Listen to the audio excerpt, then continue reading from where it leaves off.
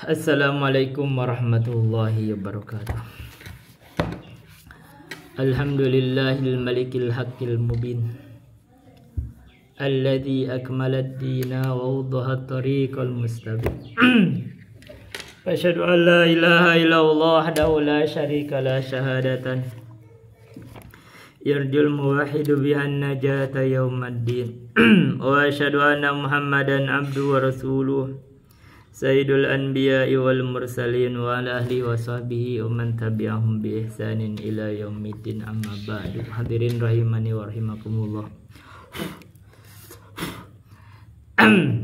Kita akan lanjutkan membahas Qaidatul Fiqhiyah wa Dhawabitul Fiqhiyah karya Syekh Abdurrahman bin Nasir As-Sa'di. Tanpa terasa kita udah udah hampir 3 bulan ya. Tiap hari kita mengkaji, ya sedikit-sedikit kita kaji setiap hari. Ada satu bidang ilmu yang insya Allah kita maksudnya dars bertahap, dan ada sisipan ilmunya. Ya ini, ya mudah-mudahan ini adalah satu amalan yang baik untuk saya sendiri, yang semoga kita istiqomah. Karena kalau kita istiqomah walaupun 1 jam sehari, ya anggaplah kita mengkaji ilmu dan Anda mendengarkan ilmu 1 hari aja, 1 jam itu tanpa terasa akan kokoh. Manfaatnya ada buat Anda, ada buat saya juga so. Karena tanpa terasa ya saya sendiri pasti sebelum mengkaji itu saya buka sarah gitu kan. Habis itu karena kita ada sisipan-sisipan ilmu, saya baca tuh, dan kita pokok sisipan ilmunya kan kembali nahwu dan sorof. Ini sekarang saya baru aja baca cepat ini dari kitab guru kami dan dari sini. Jadi 2 kitab kita sembari saya mempersiapkan. Maksudnya karena kan saya tiap hari ada zikir, sebenarnya mungkin nggak bagus juga ya. Kita lagi zikir, sembari zikir sambil dibuka-buka. Jadi kadang mungkin zikir pagi panjang ada bagusnya fokus, tapi kadang akhirnya sambil buka-buka. Ya sama aja semuanya, semua bentuk zikir juga ada bentuk ilmu kan juga, zikir ada bacaan zikir. Secara umum kita itu memang perlu punya kegiatan yang bermanfaat itu. Jadi kita perlu punya kegiatan yang bermanfaat. Jadi kalau nanti ditanya oleh Allah ngapain saja kamu di dunia, ya kita ada kegiatannya selama di dunia tuh. Jadi kalau saya belajar dari dulu, dari kecil 35 tahun belajar misalnya, ya karena dari kecil belajar, jadi ada kegiatan yang dihabiskan untuk belajar. Secara umum istiqomah, dari kecil istiqomah juga sebenarnya, ada yang dikaji, ada yang dihafal, ada yang diulang, ada gitu. Ya akhirnya tetap dalam konsep belajar. Sama dengan sekarang, kalau dulu kan saya nggak nyampaikan seperti gini kan, nggak ada. Jadi sendiri akhirnya diulang. Tapi kalau sekarang kita mulai disampaikan, direkam juga. Itu bagian dari pembelajaran juga sebenarnya. Ada yang menyimak, insya Allah ada manfaatnya. Kalau ada kekeliruan, ada yang mengkritik. Apalagi kan ini terbuka. Yang kritik itu kadang ada udah pada kiai di situ, udah ustadz mengkritik saya. Itu kan ada tambahan ilmu. Jadi bagus, saya sih lagi-lagi ya silahkan kritik gitu. Kita silahkan, gak takut dikritik, silahkan kritik. Dan akhirnya begitu kita terbuka kritik, orang gak ada yang mengkritik lagi ya. Silahkan kritik, karena saya juga mengkritik juga gitu loh. Satu. Itulah, baiklah kita akan sampaikan ini sisipan ilmu dengan berupa kritik. Saya akan mengkritik satu ulama terkenal dari NU namanya Said Aqil Siraj Al-Munawwar. Beliau itu di dalam satu videonya berkata begini. Ini saja kritik nih, ulama besar dari NU saya kritik nih sekarang. Sampaikan aja sama beliau. Jadi katanya itu dalam ceramah itu, orang ngarganah jin jangan takut kalau nanti dikubur ditanya oleh Munkar Nakir. Gak usah takut karena Munkar Nakir adalah makhluk Allah. Sampaikan aja saya pengikut Hasyim Asy'ari. Nah, ini gimana jadi kok begitu? Nah, ini saya kritik nih, hati-hati. Jangan sampai ucapan-ucapan begitu nangis di hari kiamat, nangis di alam kubur. Kenapa? Karena Munkar Nakir mungkin Apa sih kok? Kenapa jadi bawa-bawa Hasyim Al-Asy'ari?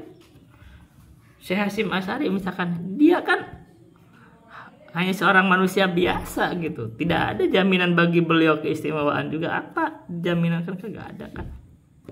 Jamin surga nggak ada, jaminan surga apa? Dalilnya penjaminan surga nggak ada.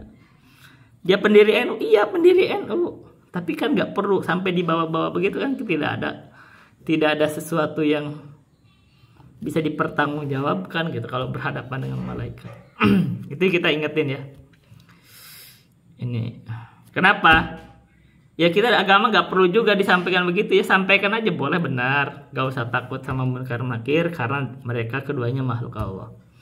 Tapi kita harus mempersiapkan diri. Ya kalau ditanya man robuk, jawab Allah. Nah ini saya sekaligus mengkritik. Ada seorang anak muda Habib ya, saya nggak tahu namanya ya.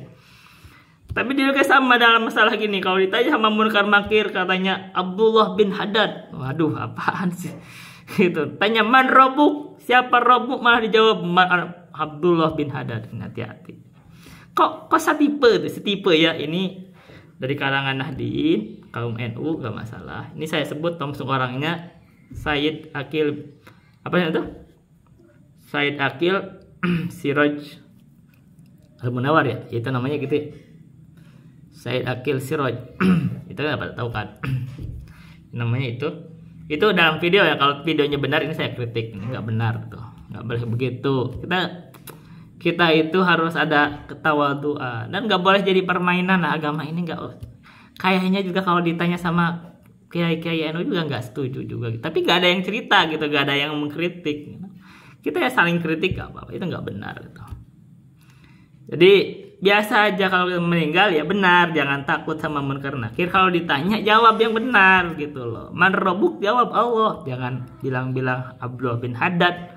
Kayak ini yang ucapan Habib itu apa sih? Siapa Abdullah bin Haddad?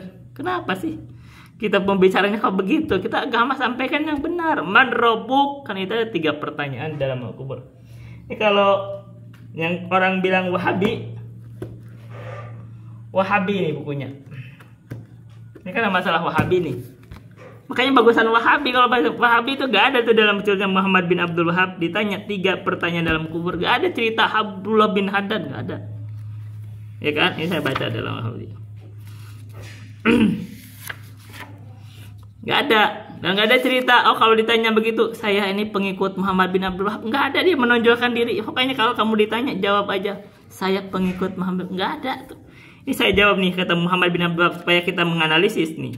Ini Sayyid Aqil Siraj dari NU dan Habib itu ditanya man robuk, jawabnya gimana? Ada kata saya pengikut pengikut Hasyim Al-Asy'ari.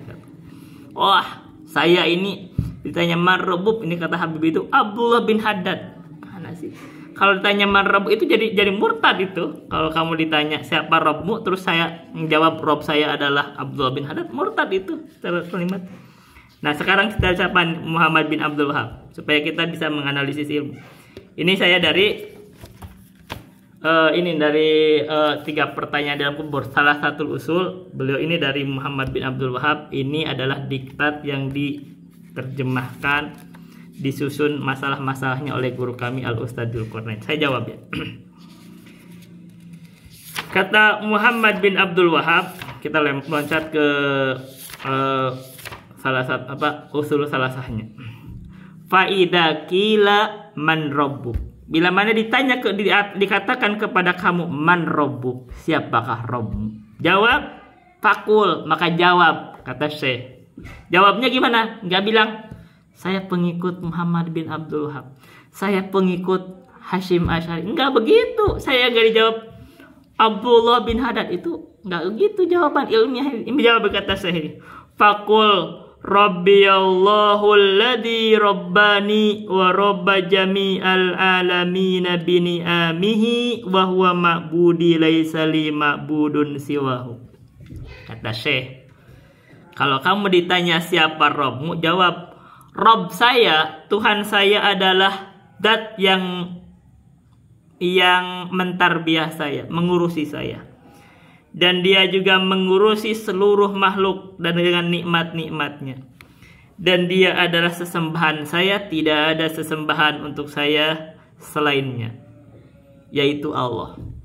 Wad dalilu, dan adapun dalilnya adalah qauluhu ta'ala, firman Allah ta'ala, alhamdulillahi rabbil alamin. Tidak ada apa alhamdulillahi rabbil alamin. Segala puji milik Allah rabbil alamin, Rabb semesta alam.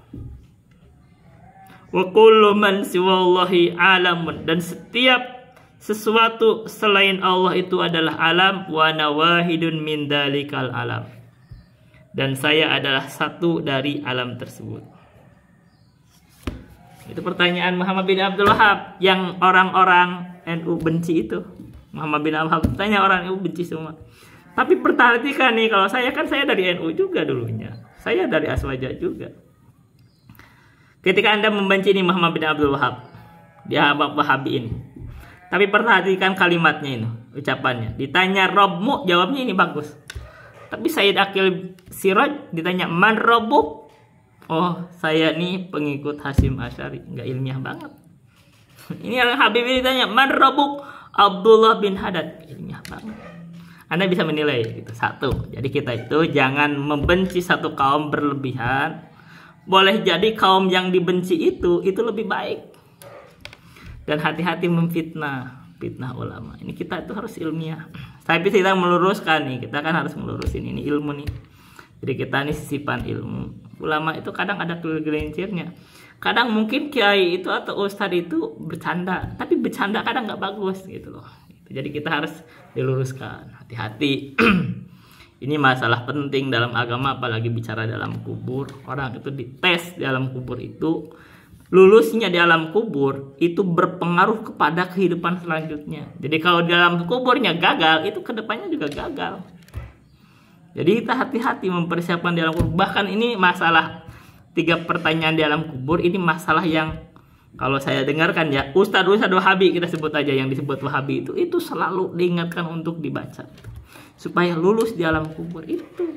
Jadi kita bisa menilai yang benar dan salah itu, supaya tidak merasa benar terus mencap orang lain salah tanpa dalil gitu. Kita harus teliti. Ini bukunya Muhammad bin Abdul Wahab. Kalau ditanya 3 pertanyaan kubur di alam kubur itu sebut, ditanya siapa Romu, jawabnya itu bagus sekali kan. Menurut saya itu bagus gitu loh.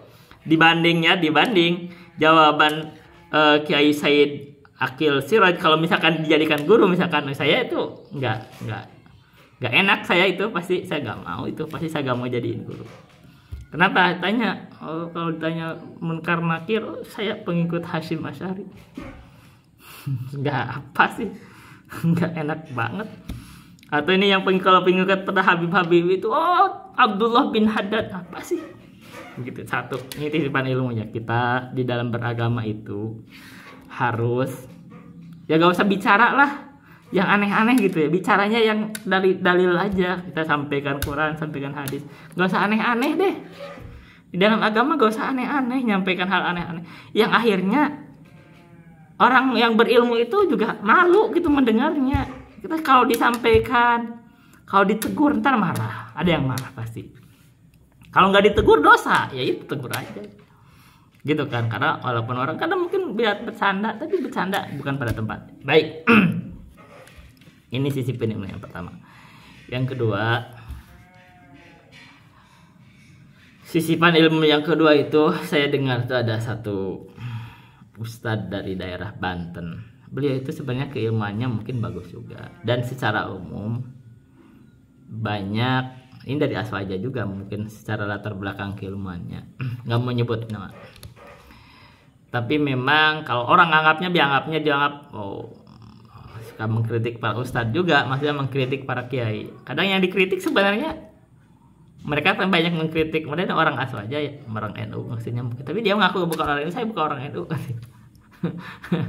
Tapi walaupun latar belakangnya Asy'ariyah maksudnya, tapi dia gak mengaku saya bukan orang NU. Jadi cerita ya, kita itu katanya jangan fanatik terhadap organisasi, ada bagusnya. Jadi dia mengkritik begini nih, kalau ada orang begini, kalau ada membeda-bedakan hakikat, syariat, kan ada tuh, sering kiai itu sering dengar ini hakikat, ini syariat. Udah itu nggak bener, pasti menyimpang. Kata dia ya, itu ada benernya. Jadi kalau membedakan ini syariat, ini hakikat, udah pasti gak sholat itu. Ya memang ada ininya kelihatannya kalau orang yang bicara begitu itu pada nggak sholat. Dan secara umum agama ini tidak dibedakan hakikat, syariat, marifat, nggak dibedakan. Apa sih pembedaannya? Nggak ada itu. Dari mana perbedaan itu? Nah, ini yang membedakan itu biasanya orang dari kalangan torikoh. Torikoh itu artinya golongan sufi, dan sufi ini bid'ah gitu. Kalau dikejar sumbernya itu sufi itu bid'ah, dari mana asalnya? Dan ada penjelasan tuh, ada salah satu yang menjelaskan itu dari ustadznya, siapa namanya itu, dari Persis saya lihat itu dia ngejelasin, itu Persis juga membuka. Kata Persis ini sufi ini sebenarnya secara latar belakangnya aja ini kontroversi. Kami dari Ustadz kami juga ada, Ustadz Zulkarnain kan ada bahas tentang tasawuf itu, dibedah. Tasawuf itu banyak banget pendapatnya, dan memang firqah-firqahnya banyak sekali. Firqahnya banyak sekali. Yang kita sebutnya ada satu Ustadz Isa Aswaja menjelaskan tasawuf dengan bahasa yang bagus. Tapi saya komentari, itu kalau bahasa bagusnya itu bagus hakikatnya, tapi itu sebenarnya bukan sufi. Itu ada pembahasan dari tentang juhud, zuhud atau waro. Nah, mereka itu anggapnya ulama yang di zaman dahulu yang termasuk sufi itu katanya pakai ulama ahli hadis, namanya Hasan Al-Basri. Hasan Al-Basri bukan sufi juga, dia seorang ulama ahli hadis. Ya kalau misalkan dia adalah waro, itu bukan sufi, namanya waro gitulah. Zuhud itu ada konsep khusus kita dalam agama namanya zuhud atau waro. Dan Imam Ahmad kan disebut oleh Imam Syafi'i adalah ulama dalam 8 hal, salah satunya dalam waro. Waro pembahasannya gitu, bukan sufi. Jadi sebenarnya ini kita lihat mengeluruskan ya. Dalam agama ini sudah lengkap, tidak perlu membuat istilah baru. Jadi kalau dia waro, sebut aja waro, nggak usah disebut sufi, nggak usah disebut tasawuf. Kalau disebut juhud aja gitu kan, ada pembahasan kan. Kita juga ada kok pembahasan. Jadi salah satu kalau disebut sufi itu kadang meninggalkan yang mubah supaya tidak jatuh dalam makruh. Itu pembahasan itu pembahasan itu ada dalam pembahasan agama kita, ada. Tapi itu bukan pembahasan sufi. Itu pembahasan orang yang kalau bahasa di dalam Al-Quran itu sabiqun bil khairat. Kan ada dalam Al-Quran tuh.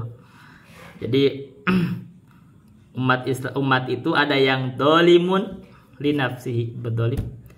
Ada yang muqtasid, ada yang sabiqun bil khairat. Yang sabiqun bil khairat itu gitu, yang kadang-kadang yang mubah aja ditinggalkan supaya tidak jatuh kepada makruh, seperti makan.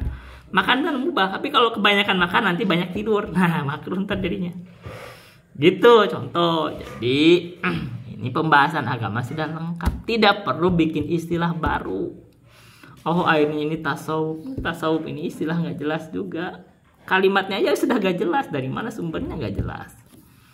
Tasawuf dari mana sumbernya, ini kalimat itu nggak jelas. Itu perdebatan, itu dari mana sumbernya, itu apakah benar karena dia banyak pakai pakaian zaman dulu, itu ada pakaian dari wol bulu domba, katanya itu dianggap pakaian yang sederhana zaman dulu. Ya tapi sekarang pakai wol, nggak tahu siapa orang, jangan-jangan sekarang mewah pakai wol sekarang. Itu mereka menampilkan kesederhanaan gitu. Kalau dibongkar lagi katanya itu sebabnya itu dari kaum Nasrani atau kaum Hindu, jadi bukan dari Islam. Artinya kita sudah nggak butuh juga itu. Jadi kita pakai istilah yang ada aja dalam Islam, yaitu kalau Islam dibagi, ada tuh di dalam hadis Al-Arba'in nomor 2 ditanya tentang Islam, tentang iman, tentang ihsan itu. Jadi kalau ada pembedaan klasifikasi Islam atau tingkatan Islam, ini yang dikenal dalam umat Islam itu Islam, iman, dan ihsan. Bukan hakikat, bukan syariat, bukan tarikat. Bukan ma'rifat. Yang mereka anggap ma'rifat sendiri, mereka gak ma'rifat juga. Mereka bicara ini saya ma'rifat ini. Ketika ditanya di mana Allah, dia gak bisa jawab. Ketika ditanya apakah makna Ar-Rahman 'alal 'arsy istawa, kamu menetapkan Allah di atas arsy, gak menetapkan. Berarti gak ma'rifat. gitu, nggak marifat. Ini kan mengingkari, oh kalau Allah di atas ars berarti bertempat. Ini kamu nggak marifat juga. Ini harus tetapkan bahwa Allah di atas ars itu sesuai Al-Quran dan hadis. Ini tidak bicara tempat.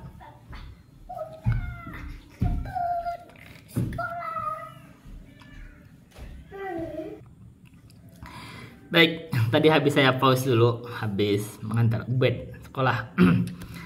Kita lanjutkan. Jadi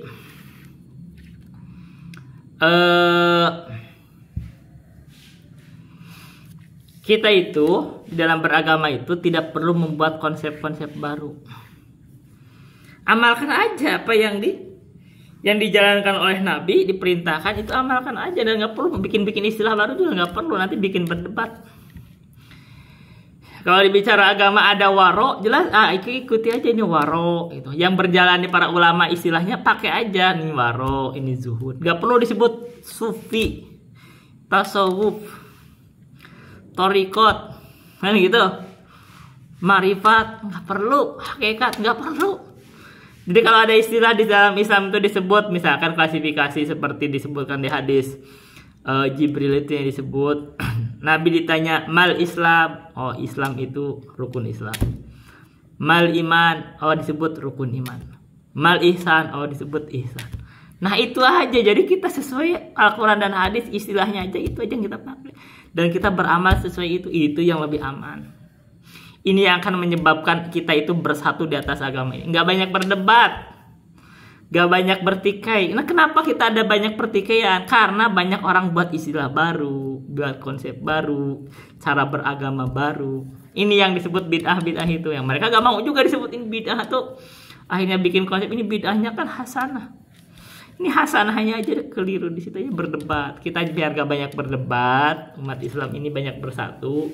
Bersatulah di atas sesuatu yang berjalan, yaitu Nabi itu mengerjakannya apa, istilahnya apa, itu aja.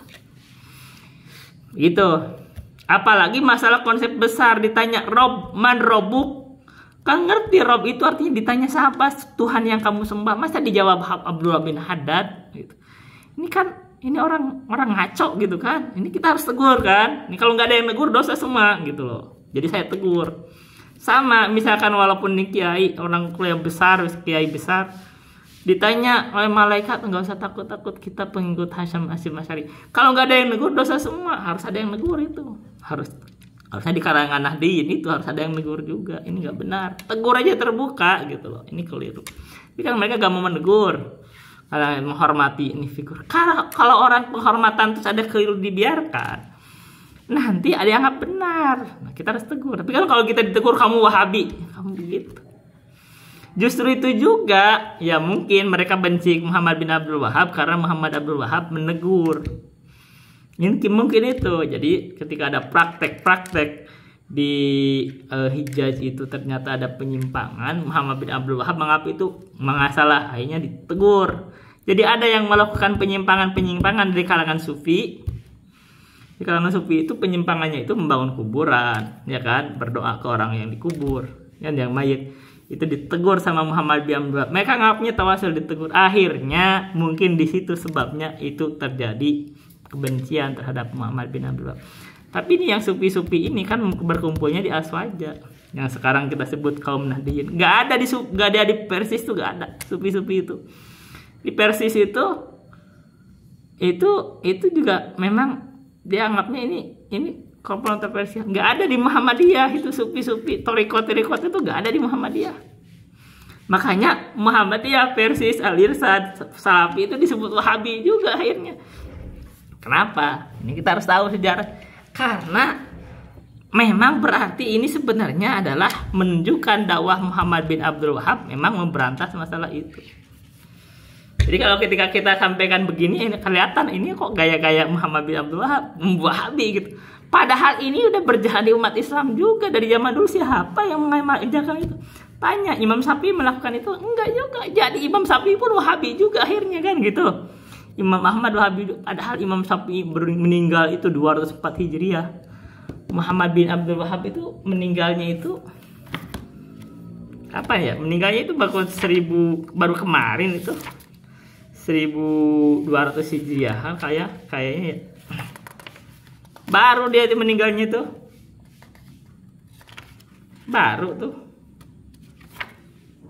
Nah, ya. Kita lihat ya, kapan meninggal Muhammad bin Abdul Wahab? 1000. Kita lihat dari salahnya apa ya? Itu 1000 sekian lah, masih 1200-an Hijriah kalau nggak salah kan. Jadi baru.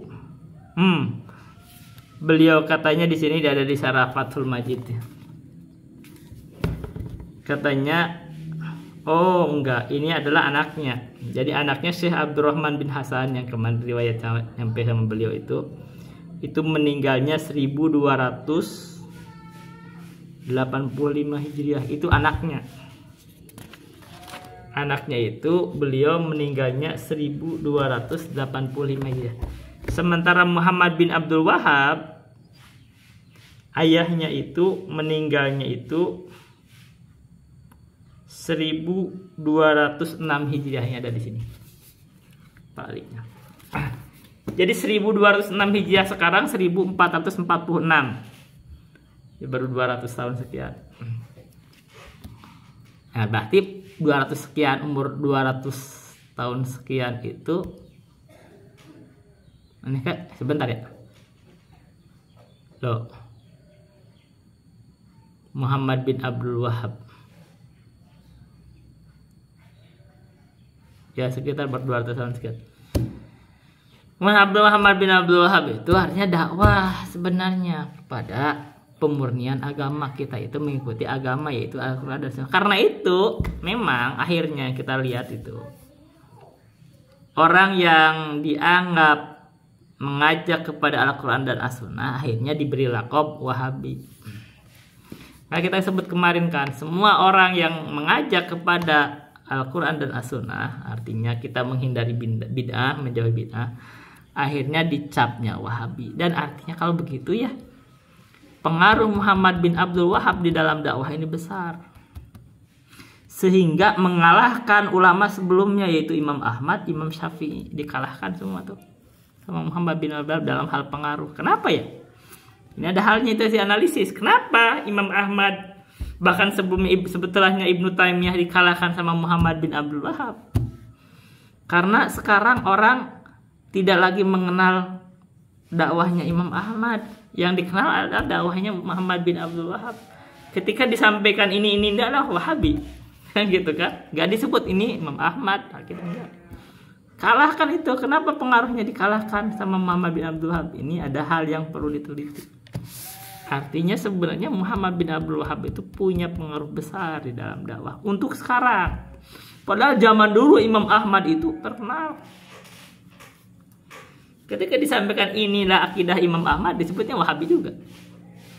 Iya kan?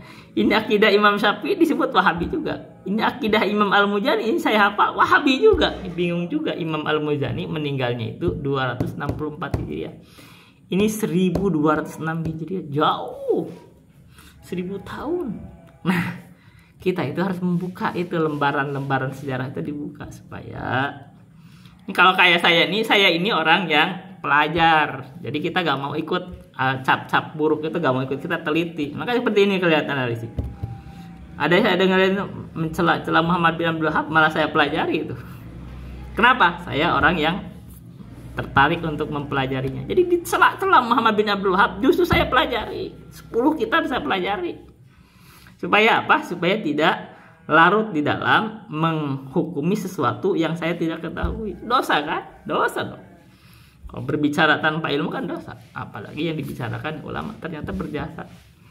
Dan akhirnya ternyata nih organisasi massa di Indonesia sendiri yang mengajak kepada misalkan dakwah mengajarkan sunnah, meninggalkan kebid'ahan itu, khurafat, tahayul, itu Persis, Muhammadiyah, Al-Irsyad, itu disebut Wahabi juga sebenarnya gitu loh. Siapa yang nyebut Wahabinya? Ini kaum Aswaja yang berkumpul di kalangan Nahdiyin. Kayaknya kalau diperhatikan itu apakah bersatu antara Muhammadiyah dan NU? Enggak bersatu juga. Ada perselisihan pendapat sama Persis. Itu biasa. Tapi kita ini, saya ini orang NU gitu loh.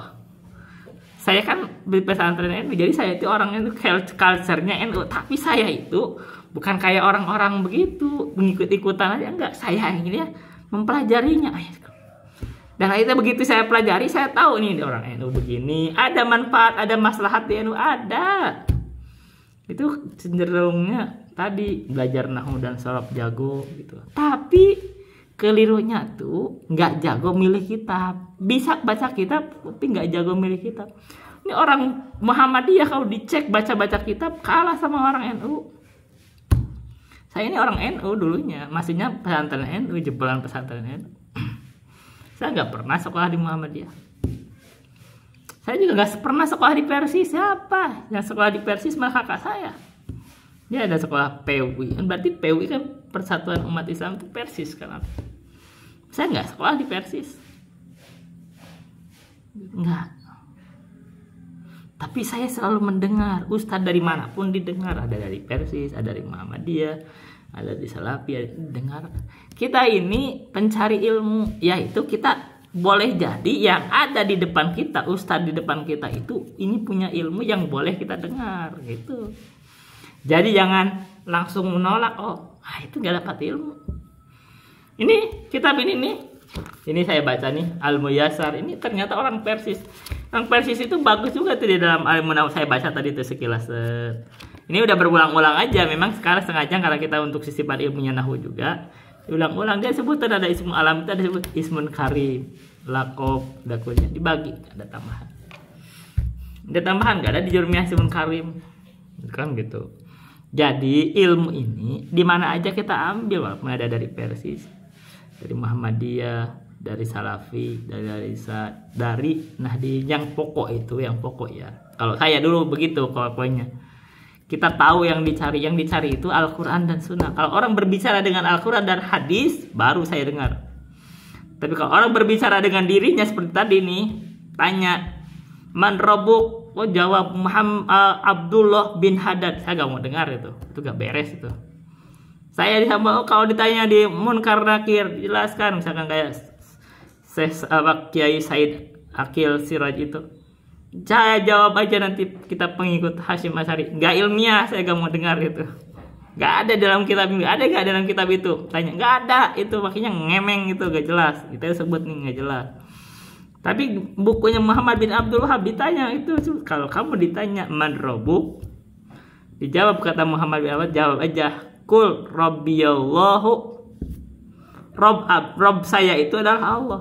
Minimal udah sebut Allah kan. Rabbiyallahu alladzi rabbani wa rabba jami'al alamina bini'amihi wa huwa ma'budi laisa li ma'budun siwahu wa dalilu alhamdulillahi rabbil alamin. Bagus kan? Itu baru ketahuan ilmu. Jadi kalau orang membenci, kita bisa bandingkan kan, ini ucapannya Said Akil Siraj, ucapannya Muhammad bin Abdul Wahab. Bandingkan aja mana yang bagus. Saya nih orang santri Aswaja. Bagusan Muhammad bin Abdul Wahab saya ambil ucapan Muhammad bin Abdul Wahab karena lebih bisa dipertanggungjawabkan. Jadi minimal kalau ditanya man robuk, jawab Allah gitu loh. Tahu kan, kalau kamu gak jawab Allah, digenjil kamu nih, gak selamat kamu di kubur. Nih catat ucapan saya, kalau kamu gak jawab man robuk, dijawab Abdullah bin Haddad, kamu murtad gitu loh. Murtad, kamu itu gak akan selamat. Kalau ditanya siapa Robmu, siapa Tuhan yang kamu sembah, kamu jawab Muhammad Abdullah bin Wahab, kamu jawab Abdullah bin Haddad, gak akan selamat. Kamu gak kenal Robmu gitu loh, Tuhan yang kamu sembah. Jadi minimal jawab Allah. Ini kita sampaikan. Ini kan konsep dasar sekali. Ditanya ke orang-orang awam aja gak mau gitu pasti. Nggak, kenapa kok ngajarin ceramah begitu ya, aneh di tempat umum. Ya wajar dong kalau saya sampai ke beranda saya sampaikan. Kalau saya gak nyampaikan, saya dosa gitu loh. Kalau ditanya kamu siapa Rob yang kamu sembah, kalau dijawab Abdullah bin Haddad, itu kafir, udah pasti murtad itu ya kan. Kenapa kamu berarti menyembah selain Allah gitu loh, paham kan? Nggak paham, itu murtad, kafir. Kenapa? Kamu berarti menyatakan yang kamu sembah itu Abdullah bin Haddad. Benar itu. Kalau nggak saya ngaku cucu Nabi, nggak ada cucu Nabi begitu ngajarin. Nabi itu nggak pernah ngajarin gitu. Jadi gitu, nggak, kita luruskan nih ucapan ini. Jadi kalau ditanya man robuk, jawab Allah, udah minimal gitu. Kan ditanya kalau ditarikin suka ada yang mentarikin, itu nggak ada juga. Kiai kita juga ya saja Kiai Anu, nggak ada juga. Oh, ditanya ida kilaman robuk, jawab Abdullah bin Haddad, nggak ada juga tuh ketika talqin.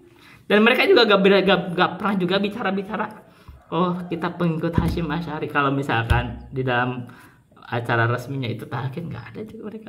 Jadi mereka tuh nggak. Jadi ini tidak bisa dipertanggungjawabkan. Nah itu kita ini tidak boleh sebagai ustadz, sebagai kiai, sebagai pendakwah, sebagai penceramah itu mengeluarkan kata-kata yang tidak bisa dipertanggungjawabkan, sehingga di debat di dunia nggak bisa jawab, apalagi di debat di akhirat gitu loh. Oke, kita sisipan ilmu berikutnya. Ini yang ketiga. Kita yang ketiga tadi udah tasawuf juga dari kita singgung juga. Nah, yang hakikat syariat. Ketiga nih, kita ini sebenarnya ya masyarakat Sunda ini memang kadang-kadang ada mistis-mistis yang saya juga bingung ya. Jadi kita kalau melihat nih, kalau saya melihat tuh ada di video juga. Nah, kita juga alami di sini nih di daerah Majalengka tuh ada tuh namanya Talaga apa ya sini yang danau itu? Talaga Situ Sangiang. Kita kan ada tuh. Jadi keyakinan di sini tuh kalau ada ikan itu nggak boleh dimakan gitu. Kalau ada ikan itu, misalkan ada ikan emas terutama yang kena, itu kebanyakan ikan emas ya. Jadi kan dan itu saya ada baca narasinya itu. Ini orang itu ngambil ikan emas gede, setelah itu mati katanya karena dia makan itu ikan. Itu walau alam nih, kita tinjauannya gimana kan, itu kan realita di dalam kehidupan kita. Dan di sini banyak di daerah Sunda itu banyak tuh kalau ikan-ikan, terutama ikan emas itu, kalau yang ikan gede itu nggak ada yang berani makan. Di daerah Kuningan juga ada, katanya disebutnya ikan keramat ya, daerah Kuningan. Nah sekarang di daerah Majalengka di sini ada di daerah Talaga itu namanya Situ Sangiang, itu ikannya banyak, tapi nggak ada yang berani makan. Kenapa? Katanya ada keyakinan tertentu gitu. Jadi ini dulunya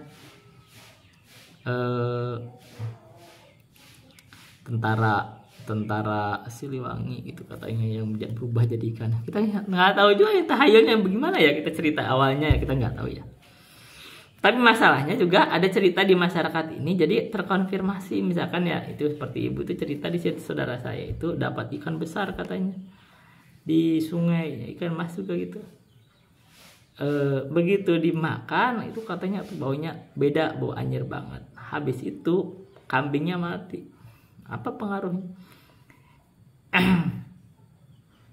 Ya ini ya mungkin kita kalau mau dianalisis sih mungkin bahwa apakah mungkin jin itu berubah jadi ikan. Kan itu analisis ya. Karena di dalam video tertentu itu, oh sekarang akhir-akhir ini banyak ikan besar tiba-tiba muncul. Katanya itu kalau bisa dianggap cari wadal atau apa. Maksudnya kalau itu ikan ditangkap, ada sesuatu, misalkan ada orangnya mati atau apa. Nah analisisnya gimana? Kita kan masih pakai suatu kemungkinan kan, kita pakai analisis kemungkinan. Makhluk kita itu ada yang disebut jin. Nah, mungkin nggak jin itu berubah jadi ikan? Iya, jawabnya sebenarnya memungkinkan kan. Jin itu berubah jadi ikan itu memungkinkan. Sekarang boleh nggak kita membunuh jin? Nah, kalau jin itu dibunuh tanpa dosa yang dia lakukan, itu kan memang ada itu dilakukan hukum kisos. Jadi mereka itu mungkin keluarga dari jin itu ketika ada salah satu anggota keluarganya dibunuh tanpa dosa yang dia lakukan, misalnya itu katanya menetapkan hukum kisos. Jadi akhirnya dibunuh lagi itu orang yang membunuhnya. Mungkin di situ arahnya. Jadi kalau ada orang yang misalkan dia sebenarnya kan gak sengaja ya dia ngambil ikan, tapi mungkin itu sebenarnya adalah bukan jelmaan jin, itu adalah jin yang berubah jadi ikan. Ya mungkin kalau itu terjadi dibunuh, ya kenapa dia, ya tapi kenapa kamu ikut? Kalau dia memang ternyata itu jin, akhirnya ya itu mungkin terjadi hukum kisos. Jadi orang yang atau keluarga dari jin itu melakukan kisos, mungkin dari situ arahnya. Tapi memang jangan terlalu berlebihan sebenarnya, masa semua ikan yang begitu. Tapi memang kadang-kadang kalau ikannya terlalu besar, kadang-kadang gitu ini terjadi ini di masyarakat kita yang perlu kita analisis ya. Karena kalau mungkin kita di hadapan juga, kalau misalkan kita hadapkan kalau ada ikan itu rada nggak wajar, mungkin kita nggak berani ngambil, khawatirnya mungkin di situ arahnya. Karena kita kejadian kan, kalau ini kita tidak sebutkan hadisnya ya, tapi ada di dalam hadis itu ada seorang sahabat itu mendapati istrinya itu lagi di luar tuh, lagi mungkin ya dia baru pengantin, tapi kok dia disuruh jangan keluar rumah, tapi ternyata ada ular di kamarnya, itu ular besar. Itu sahabat itu marah itu, terus ular itu dibunuh sama dia. Tapi akhirnya ular itu marah juga, akhirnya dibunuh, mati juga itu sahabat itu, dilaporkan ke Nabi. Katanya ini baru ada sekelompok jin yang masuk Islam. Ya mungkin yang itu yang di dalam Ad-Dujah itu ya disebut jinun nasibinya.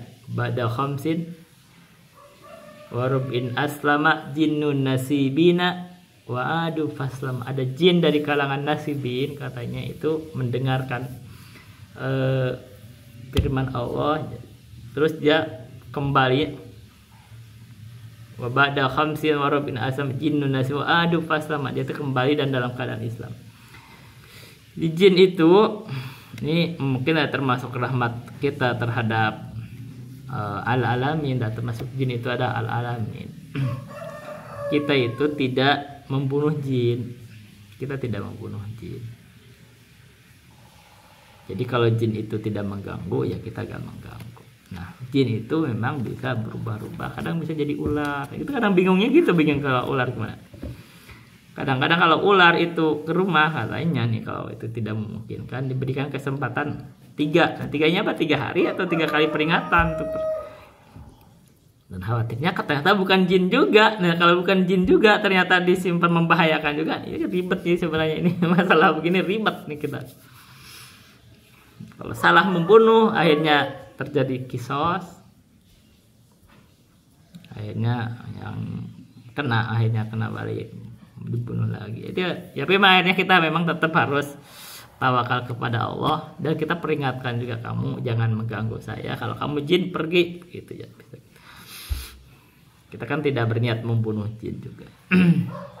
Gitu. Baik, kita akan masuk kepada pembahasan ya. Pembahasan qaidatul fiqhiyah wa dhawabitul fiqhiyah karya Syekh Abdurrahman bin Nasir.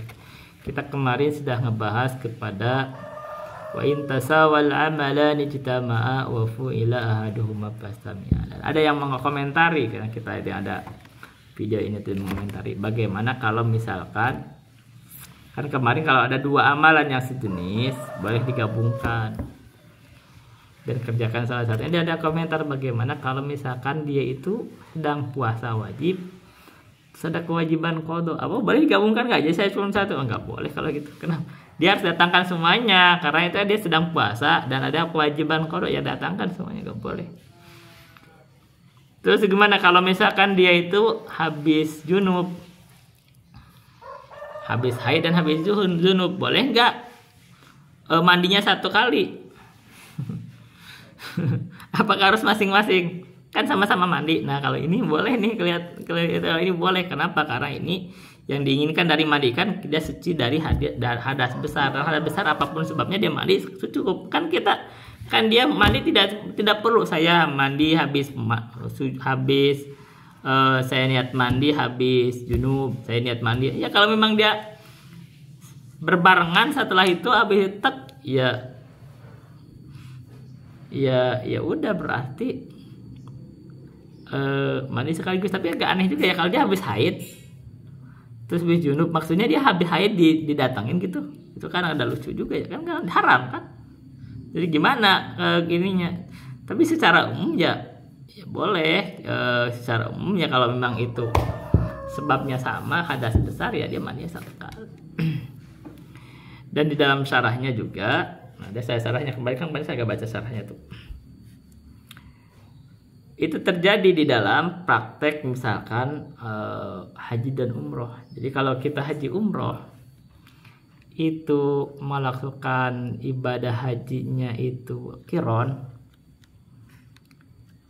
itu kalau dia melakukan kiron, maka tawaf dan sa'inya satu kali karena dia digabungkan di dalam syarat.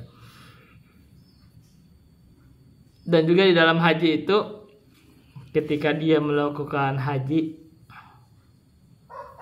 ya mungkin yang terjadi ini kalau hajinya haji tamatu ya, dia kan haji terus dibarengkan dengan umroh tapi diselingi dengan tahallul. Itu ketika tawafnya tawaf umroh, dia mencukupkan juga dengan tawaf kudum, itu tidak perlu, maka dia kalau haji tamat.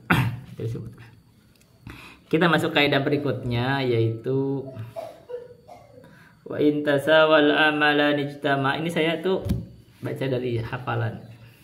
Jadi saya jujur aja, ini saya kitab versi cetaknya saya agak beli. Jadi saya baca dari PDF-nya. Kayak saya dari hafalan. Dan memang banyak kitab itu saya ini banyaknya itu bentuk PDF, banyak itu. Kalau saya beli nggak banyak ya, beli banyak kitab semua, Al-Um semua banyak itu dari bentuknya PDF. Dan saya senangnya dari PDF memang. Masalahnya ini sekarang saya nggak bisa lihat dari handphone. Nah handphonenya sekarang pakai ngerekam begitu, jadi ya otomatis saya dari hafalan. Kalau saya ceramah di sini saya dari handphone bukannya, karena rekamannya bentuk audio masih bisa. Ini salah satu kelebihannya. Tapi kalau di sini kan ada beberapa kitab yang lain, saya buka kitab juga. Nah, kan nggak mungkin kalau saya lagi ceramah di sini bawa kitab banyak juga. Baik, wa in tasawal amalan ijtama'a wa fu'ila ahaduhuma fastami'a wa kullu mashghulin fala yushaggalu mithaluhul marhunu wal musabbalu. Nah ini, setiap yang sibuk, kullu mashghulin, setiap yang sibuk itu fala yushaggalu, berarti pakai tasdid. Fala yushaggalu, maka dia tidak disibukkan. Kullu mashghulin fala yushaggalu. Jadi setiap yang sibuk itu tidak disibukkan. Mithaluhul marhunu wal musabbalu. Contohnya adalah al-marhun, barang yang digadaikan. Wal musabbalu, dan barang yang diwakafkan. Ini kita kasih contoh. Jadi barang yang digadaikan itu dia sibuk sebagai jaminan utang. Karena itu tidak boleh dijual. Kalau dia dijual artinya misalkan ini barangnya sedang digadaikan terus dijual, berarti gadaiannya kemana? Nggak ada jaminannya. Itu berarti disibukkan lagi. Barang gadaian nggak boleh dijual. Ini kalau digadaikan dijual nggak boleh. Yang kedua kita kasih contoh wakaf. Wakaf itu sibuk. Dia sudah diakadkan oleh pemiliknya. Ini milik Allah. Dia tidak boleh dijual, tidak boleh dihibahkan, tidak boleh yaitu tidak boleh digadaikan. Manfaatkan boleh, kalau dimanfaatkan boleh. Sembako. Itu. Jadi kita sibuk. Dan bab lain kita kasih contoh nih. Istri ini sibuk. Seorang istri ini sibuk terhadap suaminya. Maka boleh nggak melamar istri orang? Nggak boleh. Itu haramkan kan? Oh. Kan ada kata hurrimat alaikum azalikum di akhir itu. Di situ nggak boleh istri orang itu di melamar istri orang, nggak boleh. Dia udah sibuk dengan suaminya. Nah itu kasih contoh. Jangankan dia sudah jadi masih sah sebagai suami istri, belum ditalak, sudah ditalak aja, ketika dia masih dalam masa iddah dan roj'iyah, Itu nggak boleh orang melamarnya dengan terang-terangan, kecuali dengan kinayah. Itu kan, misalkan nanti misalkan kinayah ya. Tapi kalau melamar, saya lamar kamu, misalkan begitu, ketika dia masa iddah, itu nggak boleh. Kenapa? Dia masih sibuk. Karena suaminya masih berhak untuk kembali kepada dia, kan gitu. Apalagi sedang satu suami orang. Jadi kalau orang itu ya melamar istri orang, itu nggak boleh. Itu sibuk. Oke, betul kan? Ini sibuk. Di perempuan itu ibaratnya itu adalah ladang. Jadi kalau ladang itu sibuk, petaninya cuma satu. Sekarang bagaimana kalau seorang suami itu nggak sibuk? Jadi suami itu berhak mendapatkan 4. Jadi kalau misalkan suami itu istilahnya pelakor kan ada tuh sekarang pelakor. Ya kalau misalkan dia menikah lagi dalam agama sih dia nggak sibuk selama masih ada slot, orang bicara slotnya itu. Kan misalkan logikanya seorang petani boleh punya 4 ladang gitu. Tapi kalau satu ladang nggak boleh ditanami oleh 4 petani. Sekarang kan ada kisah tuh yang sekarang nih, kita kasih langsung sisipan ilmu lagi tambahan. Sekarang itu ada lagi heboh, orang itu mungkin dia jadi pelacur, melahirkan anak, dia cari ayahnya. Ini sisipan ilmu, nggak apa-apa kita tambah sisipan ilmu, karena masuk di sini. Nah ini masalahnya kan dia ini pertama, andaikan seorang istri aja dia itu udah punya suami, kan dia nggak boleh menikah dengan lebih dari satu orang laki-laki, itu nggak boleh kan gitu, nggak boleh kan. Ada kalau makanya praktek poliandri nggak diterima dalam Islam karena dia sudah sibuk. Nah sekarang ini kejadiannya gitu kan, dia kalau misalkan terjadi punya anak, dia bingung siapa ayahnya siapa kan gitu, mencari-cari mirip, mencari sayang mirip kan bingung kan gitu. Makanya seorang istri itu tidak boleh punya suami lebih dari 1. Tapi diizinkan dalam Islam seorang suami punya istri 4. Bahkan Nabi itu lebih dari itu. Nah gitu boleh, karena logikanya begitu. Jadi kalau seorang petani itu boleh punya sawah 4 gitu, 4 itu kan masih dia yang punya, nggak ada yang kebingungan. Tapi kalau satu sawah digarap oleh 4 petani, nanti kebingungan ini benih siapa yang jadi gitu, karena ribut akhirnya. Nah sekarang ini kejadian di kita nih, kalau dia seorang perempuan, dia begitu nih, kalau orang yang bahkan apalagi kagak nikah kan, dia berhubungan dengan banyak laki-laki, melahirkan, bingung ayahnya. Ini masalahnya di situ. Kenapa? Karena apa? Karena nanti kita ada pembahasan di dalam maqasidus syariah. Kenapa perzinahan itu diharamkan? Karena salah satunya menjaga keturunan. Ada hibdun nasab, jaga keturunan. Kalau seorang itu berzina, itu memang keturunannya gak terjaga. Dan akibatnya sebenarnya seorang perempuan yang melahirkan dari hasil hubungan bukan pernikahan itu tidak bisa pula mencari ayah dari menisbatkan ke ayahnya, nggak bisa. Karena itu kalau misalkan di kita ada aturan tuh di negara tuh, misalkan katanya ada keputusan MK itu boleh dengan DNA, itu keliru juga dalam konteks agama, nggak keliru itu. Ya kita nggak keliru itu. Kalau ini boleh ditrace dengan DNA, itu tetap keliru dalam konteks agama, itu keliru. Karena ujungnya sama dengan akan melegalkan pernikahan, hubungan di luar nikah.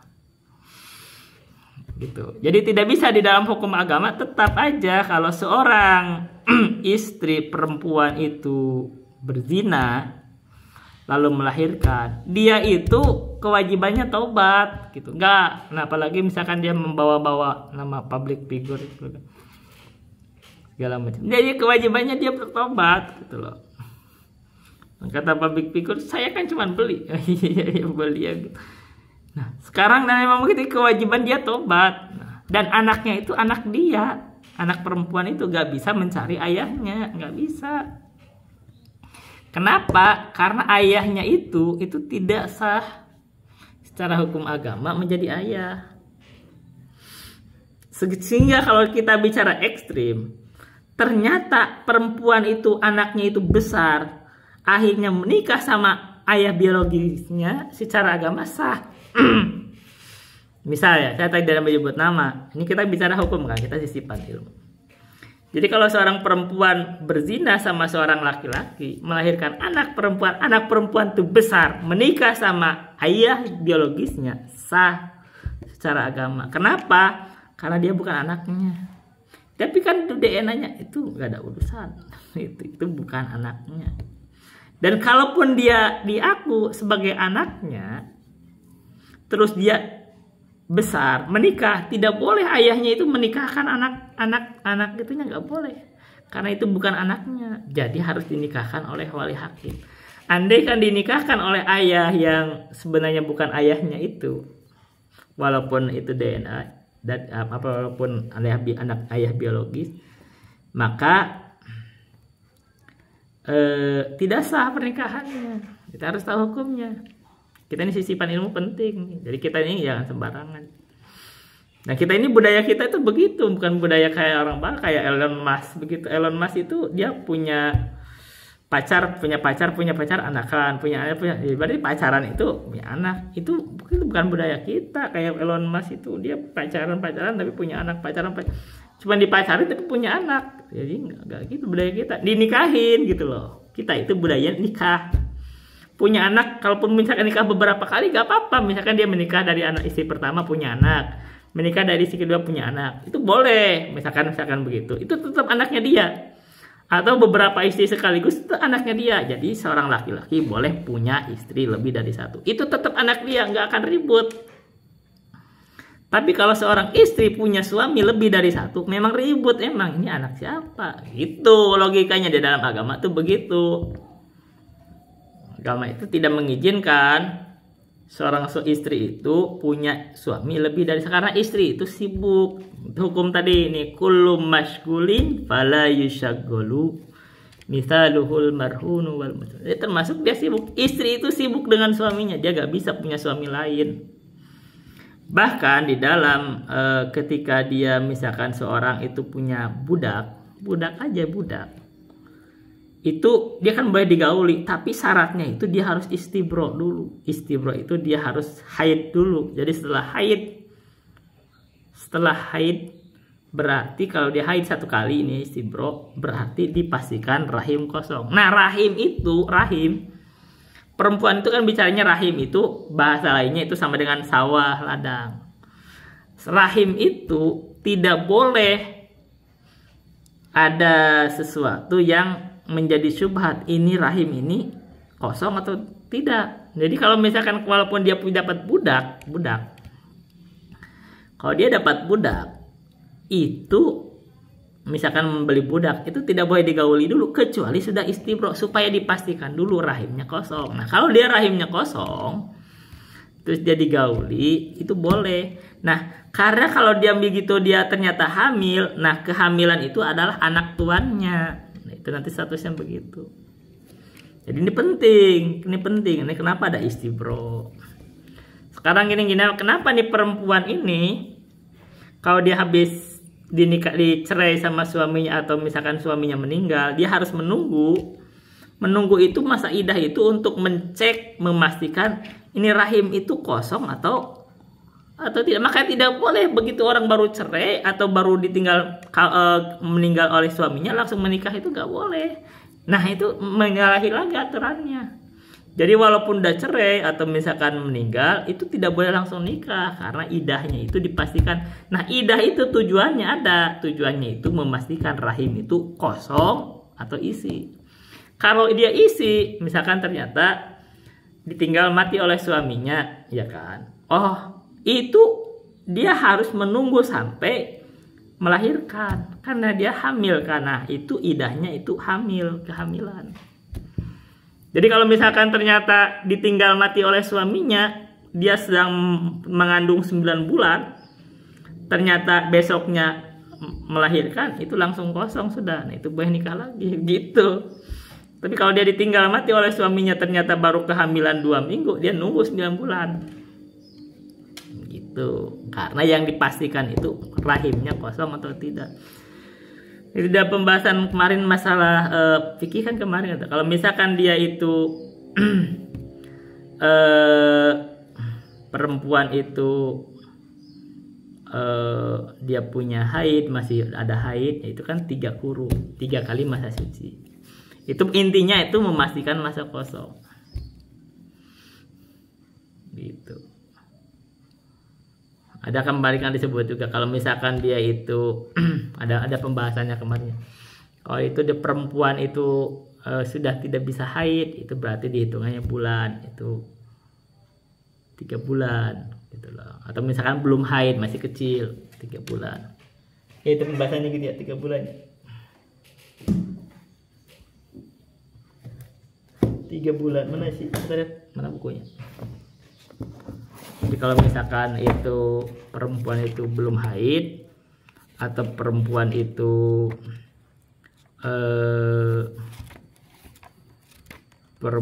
itu masa belum haid atau sudah tidak haid lagi, maka 3 bulan.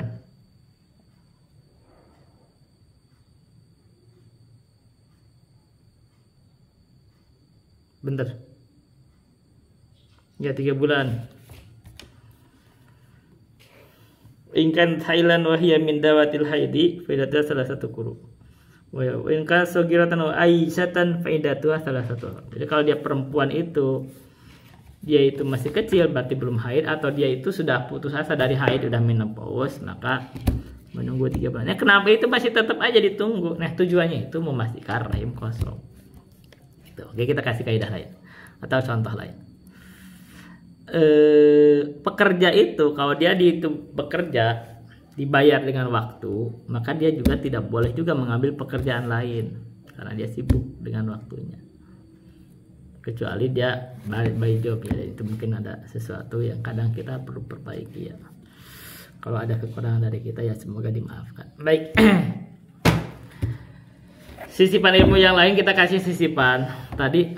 Kullu mashghulin fala yushaggalu mithaluhul marhunu wal musabbalu. Mashghulin, kita itu aja dipakai mashghulin. Mashghulin itu dari syagola. Syagola itu sibuk. Mashghulin itu isim maf'ul.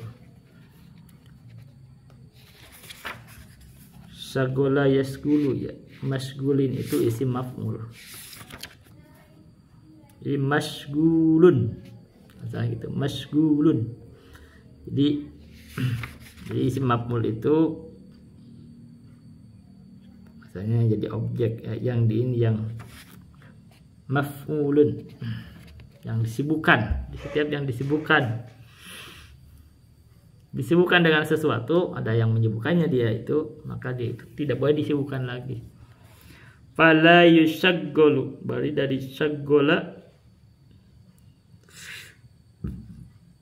jadi dijadikan muta'addi di situ, atau fala yushaggalu, jadi jadikan muta'addi. Fala yushaggalu, syaggola, fala yushaggalu, jadi dia itu diinikan di mabni majhulkan. Asgola sagola yashgulu, fala yushgolu kalau gitu. Tapi kalau ini dijadikan muta'addi tasdid itu syaggola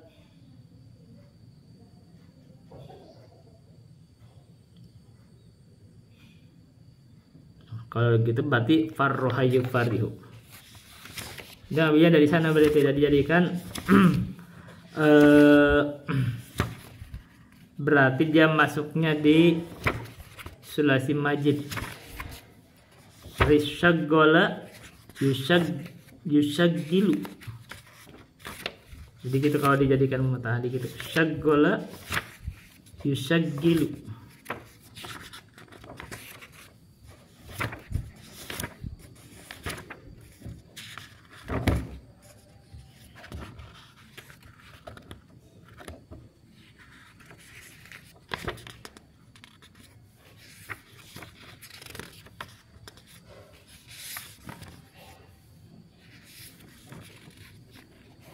Jadi syaggola sama dengan farroha yufarrihu. Syaggola yusaggilu tashgilan wa tasgilatan wa tashgolan wa tishgolan wa musyaggolan musyaggilun musyaggolun syaggil la tusyaggil musyaggolun syuggila yusaggolu. Nah, yusaggolu itu dia fi'il mudhari. Kullu masgulin fala yusaggolu, berarti la-nya itu la nafi. Jadi kan kalau jadi la-nya la, kalau la-nya la amr atau ya la nahi berarti fala yusaggol. Tapi ini dijadikan la nafi. Jadi begitu. La yusaggolu, tidak disibukkan lagi. Jadi nafi itu lebih ablak dari nahi. Lebih balik, lebih mendalam dibanding nahi. Jadi setiap yang sibuk tidak boleh disibukkan lagi. Kaidahnya banyak tadi ya. Kaidahnya banyak. Contoh-contohnya banyak dan ini bermanfaat ya. Itu yang bisa saya sampaikan. Billahi taufiq wal hidayah. Wassalamualaikum warahmatullahi wabarakatuh.